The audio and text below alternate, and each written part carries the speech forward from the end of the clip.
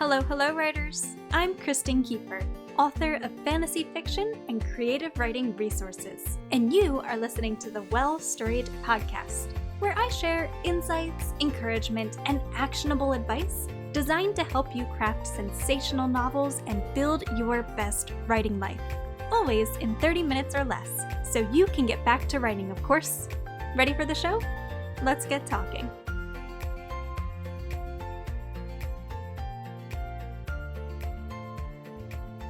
All right, come on in, friends. Today is May 31st, 2017, and you are listening to the Well Storied podcast. Thank you for joining me, by the way. If you are gearing up to publish your first book, or maybe just considering your publishing options and what path you will take when the day comes for you to publish, then today's episode is a great one for you to listen into. Today we are talking about the pros and cons of traditional publishing, and if you'd like to read along as you listen in, you can visit well-storied.com/publishingpros, P-R-O-S. I'll leave that link for you in today's episode description as well. Now, as always, without any further ado, let's dive in. Determining which publication path is right for you isn't a decision you should make lightly. Both the traditional and independent publishing industries offer writers the opportunity to share their work with the world. Despite lingering self-publishing stigma, neither path is inherently better than the other, and both have their fair share of advantages and disadvantages. Understanding what each path to publication entails is key to making the best decision for you and your stories, regardless of which option you might find yourself drawn to at first glance. If you haven't already, make sure to check out our podcast episode on the pros and cons of self-publishing fiction. But if you'd rather learn about the advantages and disadvantages of publishing traditionally, then stick around and keep on listening. First up, we're going to talk about the advantages of traditional publishing. Because industry gatekeepers determine who's in and who's out, traditional publishing is often seen as the more legitimate and professional publishing option for aspiring authors. If your manuscript can land a book deal, then you'll know your work is truly good enough, right? I talk at length about why this belief can be so damaging in our episode on choosing which publishing path is right for you, which I've linked in today's transcript. But I wanted to bring this to your attention again now because buying into the idea that traditional publishing is the only real way to publish can skew how you view the following advantages and disadvantages of building a career within the industry. Remember that good enough is a subjective concept, and that the only thing a book deal can really prove is the potential marketability of your manuscript at a single point in time. Cool? Okay, now let's break down the pros and cons of traditional publishing. The first advantage: literary agent support. Most traditionally published authors are represented by literary agents who help them navigate the industry and develop their careers. Literary agents are known for shopping manuscripts around to publishers and negotiating contracts on authors' behalves. Good literary agents also champion their authors through every step of the publishing process, providing guidance and support through deadlines, book tours, project development, and beyond. Without the support of a literary agent, some writers may find it difficult to maintain clarity and momentum as they seek long-term publishing success. Self-published authors may also find it difficult to develop subsidiary income streams, such as expanding into foreign language markets without agent support. Advantage number 2, a built-in publishing team. When an author inks a book deal, they can rest assured that their publisher will assign their book to a team of professional editors, proofreaders, formatters, and cover designers who will work to bring the best version of their book to life. Self-published authors don't have the benefit of this assurance. Instead, it's their responsibility to build their personal team of publishing professionals and to pay to commission each service up front. Speaking of which, advantage number 3, little to no upfront costs. Unlike self-published authors, those who go the traditional route don't have to fork over any cash to usher their books into the world. Traditional publishers take on all production expenses, end of story. That said, some writers aspiring to publish traditionally still pay out of pocket to give their books a strong shot at success. For example, an author might pay to have their book edited professionally before querying agents or to attend literary conferences. Many published authors also foot the bill for some of their books' marketing expenses. Advantage number 4, cash advances. Most book deals include signing bonuses called advances, income the author is guaranteed to earn regardless of how well their book sells. Though many factors impact the scope of an advance, debut authors who've signed with well-established publishing houses can generally expect to receive between $5,000 and $15,000 US, which will then be paid out in installments over the course of a year as the author fulfills contract requirements. Advantage number 5, greater visibility and reach. It isn't impossible for self-published authors to see their books shelved in physical bookstores, to negotiate international book deals and subsidiary contracts, or to book author events like tours and readings. Nevertheless, traditionally published authors are far more likely to experience these achievements. The visibility and reach that traditional publishers can provide may also help authors develop their careers more quickly, earn critical acclaim via awards and reviews, and become a household name in fiction. Advantage number 6, more time to write. Theoretically. While every successful author must devote a significant portion of their time to marketing their work, traditionally published authors don't also have to spend time coordinating every aspect of their book's production. That's why they have a publisher, and perhaps more time on their hands to write as well. Advantage number 7, greater opportunities for acclaim. Some hallmarks of a traditional writing career simply aren't available to self-published authors, including the opportunity to win world-renowned book awards, garner popular starred reviews, and appear on many bestseller lists. And finally, advantage number 8, greater marketing assistance. While all authors must play an active role in marketing their books, those who publish traditionally may have the benefit of working with their publisher's marketing department to expand their book's reach.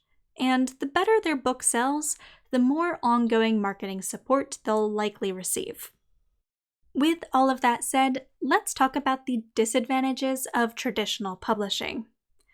After listening to all of those advantages, you might find yourself thinking that some of these pros sound more like cons. Maybe you don't like the idea of working with an assigned publishing team or earning an advance that's paid out over such a long period of time.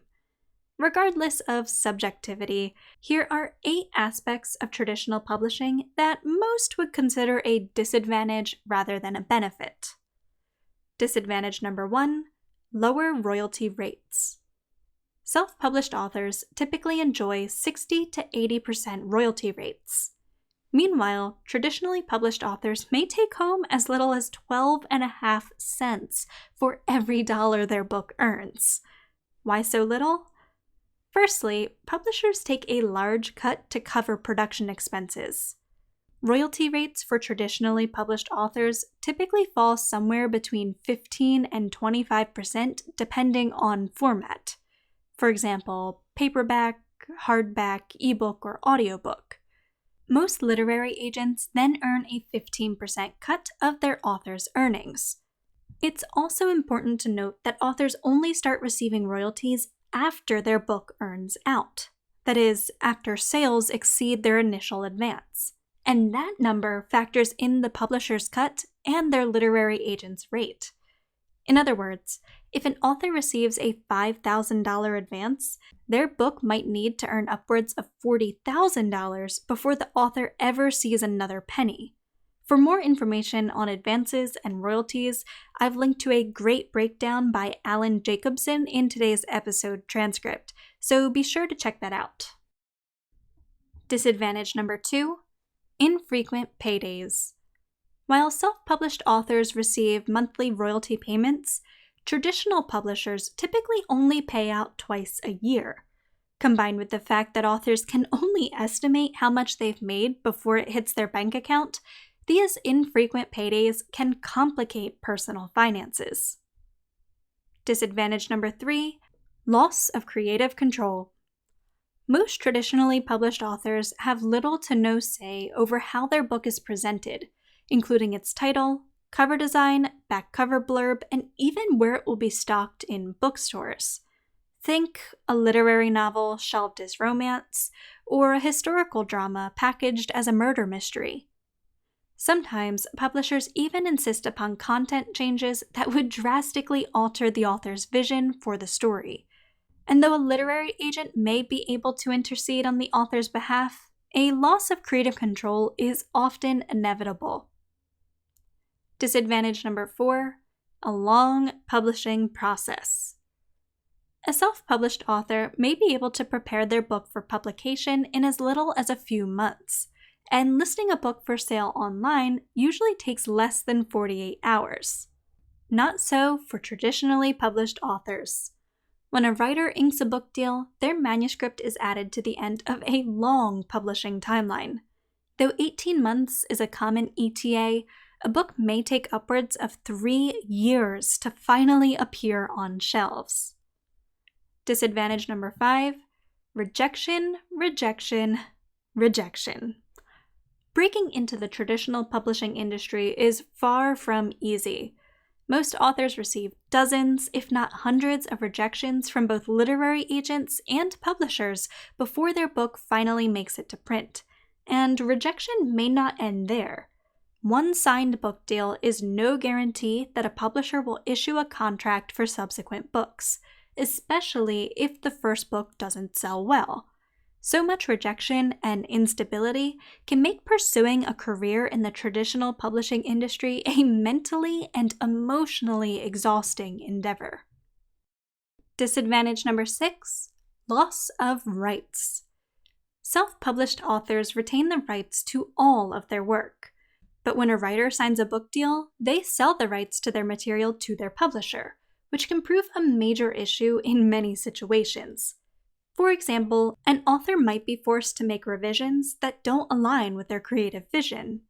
They might also struggle to regain their rights in the wake of a shakeup in the publishing house that left their manuscript in the lurch, or if the publisher declines to pick up additional books in their series.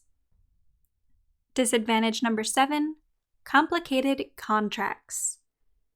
Book deals and subsidiary contracts can be complicated to say the least.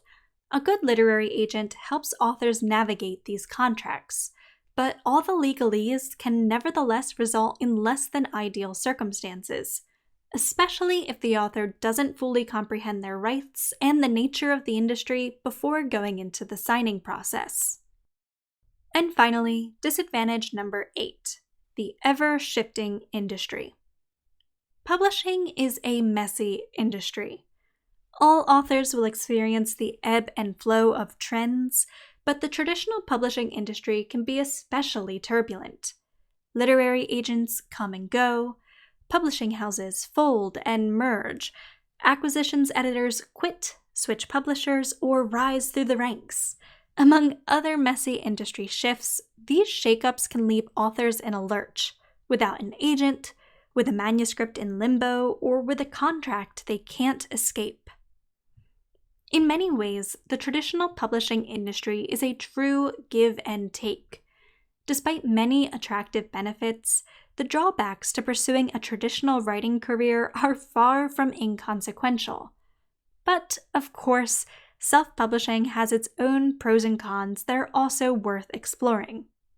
Think traditional publishing might be right for you? I can't wait to cheer you on through every step of the querying and publishing process, writer.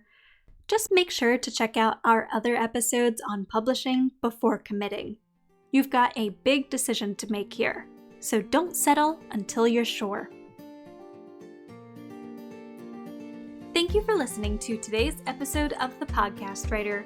I hope you found it helpful to your writing journey. If so, make sure to subscribe to the podcast so you never miss a new episode, and to give the podcast a quick rating or review. Doing so goes a long way toward helping the podcast reach new writers and lets me know that you're enjoying what I'm creating. You can also give me a shout out directly on Instagram at Kristen_Kiefer. For additional guidance as you work to craft sensational novels and build your best writing life, be sure to head on over to www.well-storied.com, where I share blog posts, workbooks, e-courses, and other helpful resources for writers. Again, that's well-storied.com. Thank you again for tuning into today's episode, my friend. Until next time, happy writing!